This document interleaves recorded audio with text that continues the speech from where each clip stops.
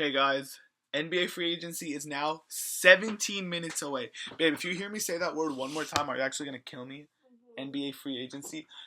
We're less than 20 minutes away.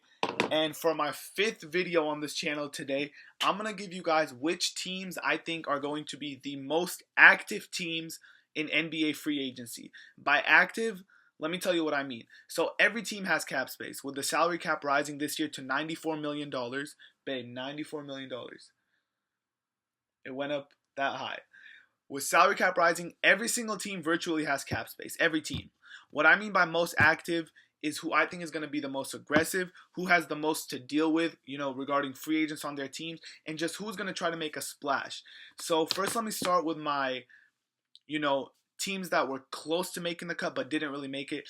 I think the LA Lakers, I think they're going to be aggressive, but really there's no point. You have D'Angelo Russell at point guard. You have Jordan Clarkson, whether you view him as a six man or a shooting guard, that's up to them, but they have Clarkson. They just drafted Brandon Ingram, small forward. A couple years ago, they took Julius Randle, a top 7 pick at power forward.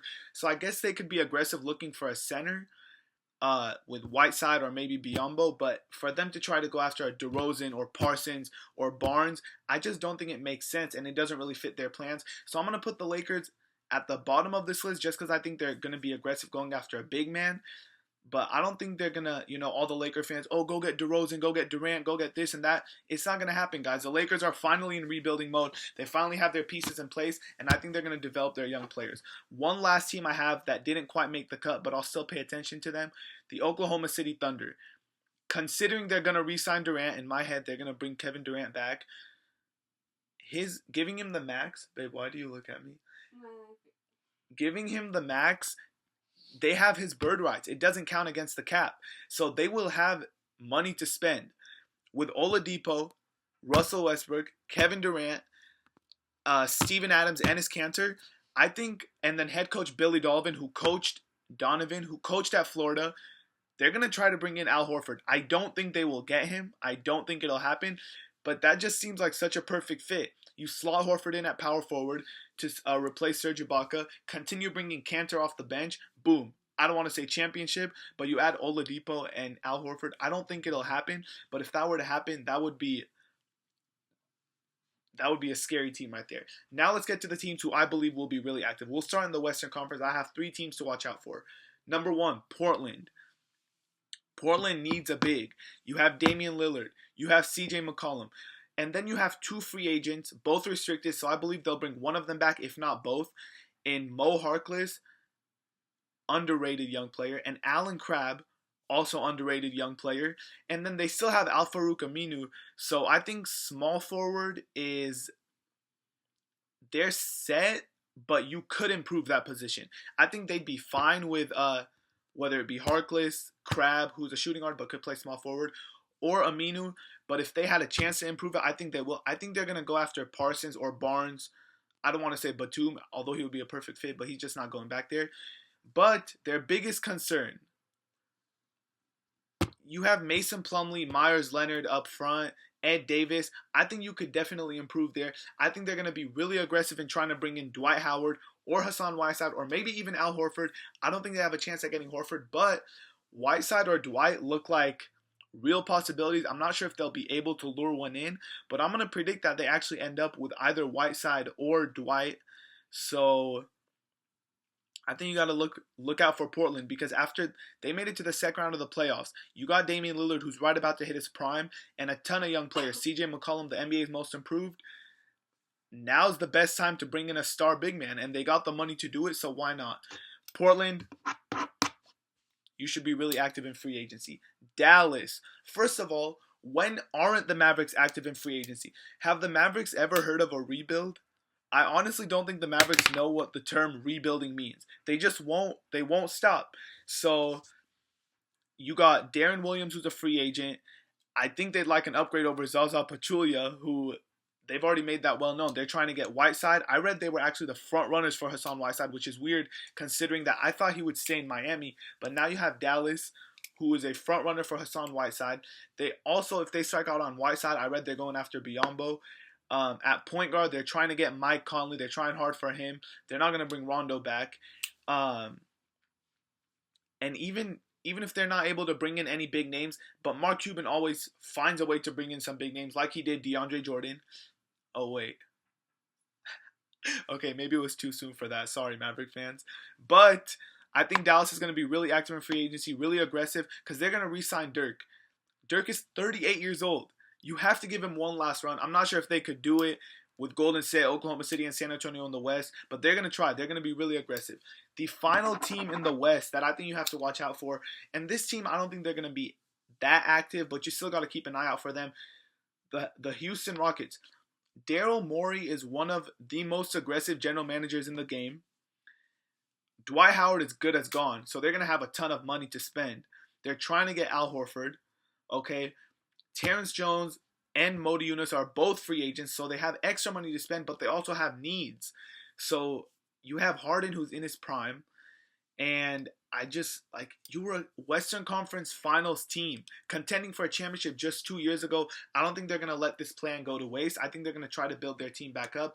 Whether they could do it or not is a different story, but I think they're going to be really aggressive this upcoming week. Now we move on to the Eastern Conference. And man, with LeBron and the Cavs pretty much being the only sure thing in the East, I think teams are going to be really aggressive in trying to get better. You have in the West, teams are kind of being a little more patient with Golden State and Oklahoma City and San Antonio at the top. So teams are kind of like, oh, we'll just wait till a couple more years. But in the East, teams see an opportunity. They see an opportunity to get better now, considering there's only one big team in the East, which is the Cavs. First, I'm going to start off with the Boston Celtics. This is obvious. The team has so many trade chips.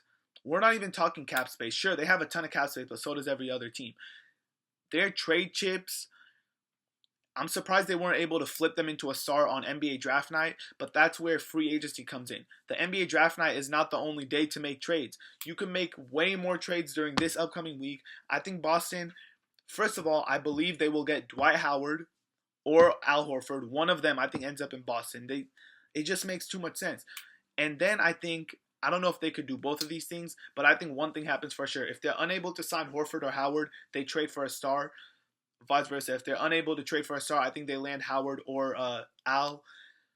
Either way, I think Boston adds one star with Isaiah Thomas. It just makes too much sense. They have too much flexibility. They have too many assets. They got to do something. And after striking out in the draft, I think pressure is on Danny Ainge to do something, and I think he'll get something done. Next up, the Charlotte Hornets. This might be a little surprising to you guys, like, oh, who wants to go to Charlotte? It's not about who wants to go to Charlotte. It's about this. They got to be active. There's no way around it. You have Nick Batum, who's a free agent, and I think he's their number one priority. You got to bring him back. Jeremy Lin, free agent. Al Jefferson, free agent. Marvin Williams, free agent. I mean, whether you like it or not, the Hornets are going to be forced to. They have a lot of questions. Who do you bring back? Who do you let go? Do you make any trades? I mean, you traded your first round pick for Marco Bellinelli, so that's kind of signaling that you don't want to rebuild, so you're not going to let those players walk. But at the same time, you were a first round out in the playoffs last year. Sure, they took Miami to Game 7, but they were still first round out. So it doesn't make sense to bring all those players back. I think you bring back Nick Batum for sure. And the other three, I don't know if you bring all three of them back. I think Marvin Williams, Al Jefferson, and Jeremy Lin, I think one of them comes back, maybe two, but I don't think they bring all three of them back. Next up, New York Knicks. Listen, I'm not even a Knicks fan, if you can't tell. Babe, who's my favorite team? The Lakers. Babe, get out. I'm not even a Knicks fan, but let's just say I want to see New York playoff basketball back. I want to see the Knicks playing in the NBA playoffs again. I think Noah is pretty much a for sure sign for them. I think they got Noah for sure. So that's already being active. They traded for Derrick Rose, so that's being active. But if that's not active enough, they're going to go out of their way. They're going to go through hell and back to try to get Durant to New York. I don't think it happens because I think he stays in OKC. But that doesn't mean they're not going to be active and aggressive in trying to bring him. So they're going to get Noah. They also still have some more cap space to spend. They're going to try to get Howard. I don't think he ends up there. They're going to try to get a small forward like Parsons. Maybe a shooting guard like Courtney Lee. I've even heard D Wade, maybe. I don't believe it, but I've heard. Expect the New York Knicks to make a lot of noise, whether that's through trade. I don't think they have too many assets, so I don't think it would be through trade. So probably signings. Next up, the Orlando Magic. Look, when you've missed, oh my God, there's 8 minutes left till free agency. When you've missed the playoffs for 100 years straight, just like the Suns, or the Magic, or the Kings, or Timberwolves for that matter, you get desperate, such as the Orlando Magic. They're in win now mode, supposedly. You trade Oladipo, your 11th pick, Sabonis, and Ersan Ilyasova for Serge Ibaka. You are trying to win now. You're trying to make the playoffs now. So why stop there? They're going to try to get somebody. I think they let Brandon Jennings go. You let Brandon Jennings walk. He didn't do much for you after that trade last year. So I'm not sure who they would bring in. I read they're going to look at Chandler Parsons. At first I read they had interest in Dwight Howard, but then I read that was false, which that makes no sense with Vucevic and Serge Ibaka there. I think Orlando, whether they'll be able to bring in a free agent or not, because their recent past has not been too successful, they're going to try. They have to re-sign Fournier, who's restricted, so he's going to get a huge payday. And they also got to save money for Serge Ibaka next year, who's a free agent. But I think they try and make moves. I don't know if they could, but I think they're really trying to go from lottery team to playoff team, and not just playoffs. I think they want to try to move up that ladder. Next up, you got two more teams. The Brooklyn Nets. This team doesn't have their draft pick for the next 12, 13 years. What's the point in not trying to get better? The Brooklyn Nets are linked to Brandon. They're linked to every single free agent because, let me tell you this, I don't believe they'll be successful, but that's not what this video is about. This video is not about, oh, who do you think will sign free agents? I'm just saying who's going to be aggressive and the most active. It's got to be the Brooklyn Nets.